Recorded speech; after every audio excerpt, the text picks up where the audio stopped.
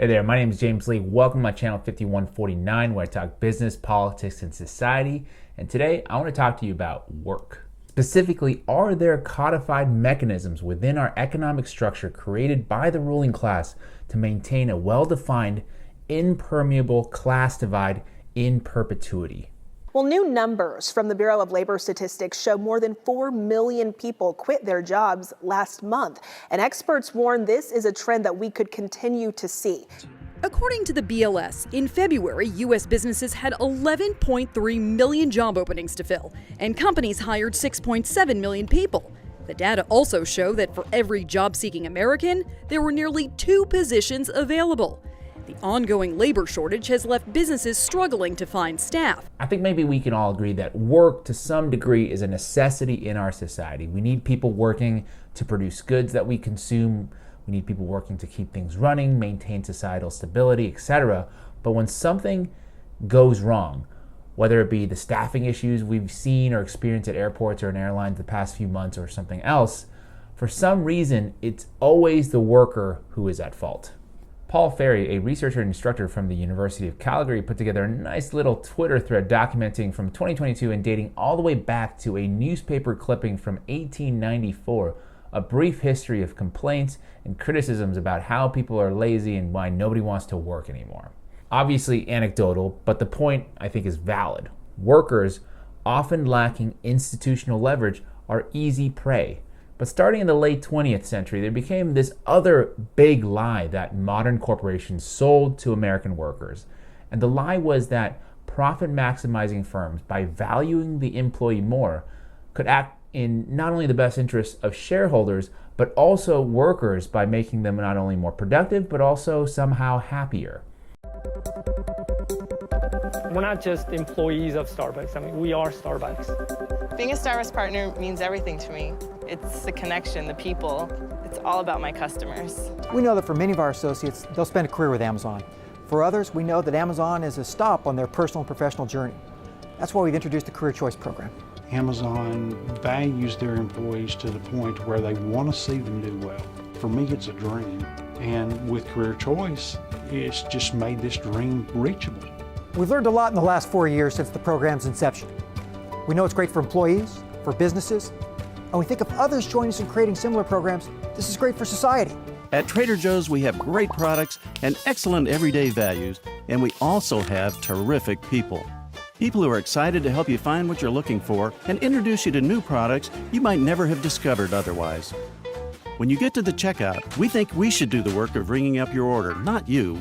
Our crew members do it quickly, with a smile and even a bit of conversation. We don't have employees anymore. We have partners, we have associates, crew members, and we care about them so much. They happen to have a coffee bar in the lobby of the Four Seasons in Vegas. And so one afternoon, I went and bought myself a cup of coffee, and the barista working that day was a kid named Noah. Noah was funny and charming and engaging, and I spent far too long buying a cup of coffee because I just so enjoyed talking to Noah. So as is my nature, I asked Noah, do you like your job? And without skipping a beat, Noah said, I love my job. Now, in my line of work, that's significant. Yeah. So when Noah said, I love my job, my ears perked up. This kid has an emotional connection to his work. So immediately I followed up and said, tell me specifically what the Four Seasons is doing that you would say to me you love your job. And again, without skipping a beat, Noah said, throughout the day, managers will walk past me and ask me how I'm doing, ask me if there's anything that I need to do my job better, not just my manager, any manager. And then he said, I also work at another hotel. And there the managers walk past us and catch us when we do something wrong. There the managers are always trying to drive performance and make sure we hit our numbers. He said, there I'd like to keep my head below the radar, get through the day, and just collect my paycheck. Only at the Four Seasons do I feel I can be myself. Now, this is the exact same human being working at 2 different companies, and yet our experience of him will be profoundly different, not because of him, but because of the leadership environment in which he works. Now, why did I just make you watch that? By the way, that was Simon Sinek, an author and motivational speaker. But what was wrong with his anecdote? Because it seemed like he thought he had stumbled upon some kind of holy grail of employee motivation and worker satisfaction. Well, Noah has 2 jobs, of course. He's working at the Four Seasons and some other hotel. My thought is, if the Four Seasons really cared so much about their employees' well-being, why aren't they paying him enough or giving him enough hours so he doesn't have to take that second job? Obviously, I don't know Noah and his specific circumstances. He may voluntarily be working 2 jobs. That I'm not sure of. But I think it's fair to use this example to illustrate a much larger issue with how businesses operate and how our economy is structured. According to the U.S. Census Bureau, about 13 million U.S. workers have more than one job. That's about 8.3% of the workforce. Right? We've gone from single income families in the 1950s, 60s, and 70s to dual income families in the 80s, 90s, and 2000s to now multiple income individuals. It's almost like it's not that people don't want to work, it's that they're working too much. A recent CBS News headline, more American workers are taking on second jobs as inflation rages. Quote, 3/4 of middle-income Americans say they don't earn enough to pay for the cost of living, according to a recent survey. Why is that? Could it be that real wages haven't budged in 50 years, according to the U.S. Bureau of Labor Statistics? Or could it be the fact that cumulative wage increases over that same time period have gone disproportionately to the top 1% of earners? And that's according to the Economic Policy Institute. Right? No euphemistic nomenclature calling employees partners or associates or crew members can obscure big businesses' war on workers, as sneaky as they think they are being. Starbucks declaring war on their partners through probably the biggest anti-union crusade I've witnessed in recent times. Amazon associates subject to bullying and discrimination, in addition to union busting efforts. The friendly crew members at Trader Joe's are also subject to the company's recent anti-union crackdown. Being called a partner or an associate or crew member means nothing if it doesn't help you better pay your bills. The relationship between capital and labor remains unchanged. And that is the big lie. This idea that capital can somehow have the best interests of labor when such a reality could never exist. Right? Capital will always push the boundary of exploitation up until the limit of the law. A little bit of history for you. In the aftermath of the Great Depression sprang up something called the Keynesian Revolution, a reworking of economic theory that argued governments should intervene to alleviate severe unemployment, otherwise known as full employment.